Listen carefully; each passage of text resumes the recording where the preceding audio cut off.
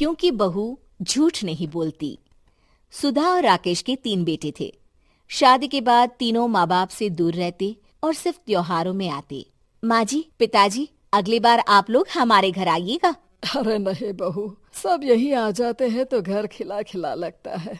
हाँ बहू, तू हमेशा बुलाती है तो जरूर आएंगे तेरे पास भी। हाँ हाँ, दीदी का घर बड़ा जो है, सब कुछ आपने शादी के बाद दीदी को ही तो दे दिया था। हमें भी दिया होता तो हम भी बड़ा घर लेते। क्यों सुनील? अरे नहीं नहीं, पापा ने सबको एक बराबर ही दिया है। छोटी बहू, क्या चाहिए तुम्हें, बोलो।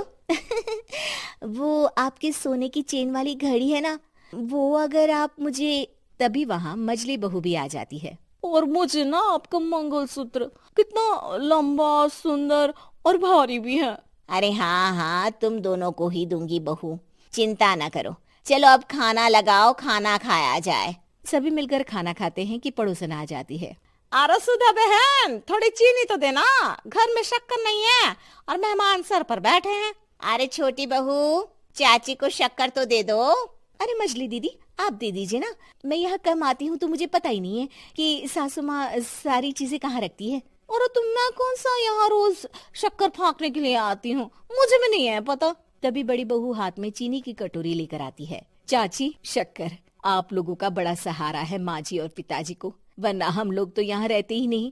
आप जैसे पड़ोसी हैं तो हम निश्चिंत है। और जीती रहे बहू, अब तो ये घर पड़ोस कम परिवार ज्यादा लगता है। सुधा अपनी बड़ी बहू को देखकर बहुत खुश रहा करती थी। वो उससे अक्सर घंटों बात भी किया करती, लेकिन दोनों दूसरी बहुओं का भी वो समझती थी कि शायद छोटी है, वक्त आने पर संभल जाएंगी। समय आ जाता है जब सभी को वापस जाना होता है।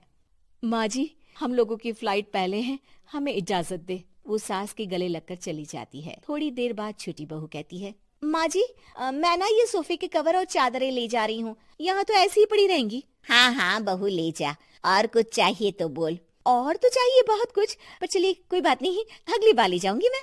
ऐसे ही मंजली बहू भी घर का बहुत सारा सामान ले जाती है। सभी के जाने के बाद सुधा राकेश से कहती है, घर कितना सूना लग रहा है ना। हाँ, और खाली भी। तुम्हारी दोनों बहुएं सब बटोर गई। अरे ठीक है ना, हम दोनों ही तो हैं, कितना सामान लगेगा। फिर उन लोगों की नई गृहस्थी, इतना मत सोचा करे। समय बीतता है। ऐसे ही हर साल त्योहारों में सुधा और राकेश के बच्चों की बहू आते और जाते वक्त ढेर सारा सामान पैक कर कर ले जाती। लेकिन कुछ ही सालों में सुधा का देहांत हो जाता है। पिताजी, आप यहाँ अकेले क्या करेंगे, हम लोगों के साथ चलिए। अरे नहीं नहीं बहू, इस घर में सुधा की यादें हैं, मैं उसे नहीं छोड़ सकता हूँ। अब तुम लोगों की माँ नहीं रही। देख लो, वैसे तो मैंने उसके जीते जी सब कुछ दे दिया है, लेकिन कुछ उसका पर्सनल कीमती सामान था जो ये है, ले लो। सामान में होती है एक घड़ी और एक मंगलसूत्र। माँ जी ने कहा था कि वो ये घड़ी मुझे देंगी। हाँ हाँ पिताजी, माँ ने सबके सामने ये घड़ी सरिता को देने के लिए कहा था। उठा लो सरिता माँ की घड़ी। अब क्या था, छोटी बहू फट से घड़ी उठा लेती है। और पिताजी, ये मंगलसूत्र तो माँ ने मुझे ही देने को कहा था, याद है ना। वो सभी की ओर इशारा करती है। तू भी ले ले ये हार बेटा, कोई बात नहीं। मंजली फटाक से हार उठा लेती है। ससुर बड़ी बहू की तरफ देखते हैं। तुझे क्या दूं बेटा? पिताजी, माँ ने एक चीज मेरे लिए भी रखी है। सभी के कान खड़े हो जाते हैं कि आखिर सास ने क्या रखा होगा बड़ी के लिए। अरे माँ जी तो दीदी से प्यार भी ज्यादा ही करती थी, हमेशा उनसे बात किया करती। जरूर कोई बड़ी और अपनी प्रिय चीज दी होगी दीदी को। और देख लेते हैं ना, वरना तो हम भी बराबर का बंटवारा करेंगे। हाँ हाँ, कर लेना बंटवारा।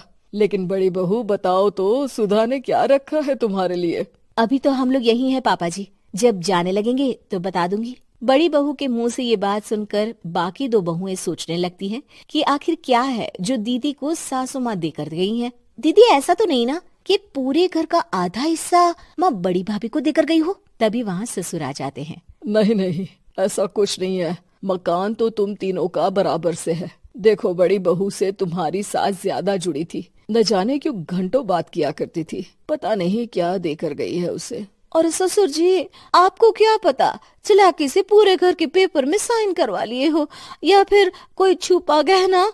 आखिर मकान पूरा तो आपने सासू माँ के नाम ही कर रखा था ना।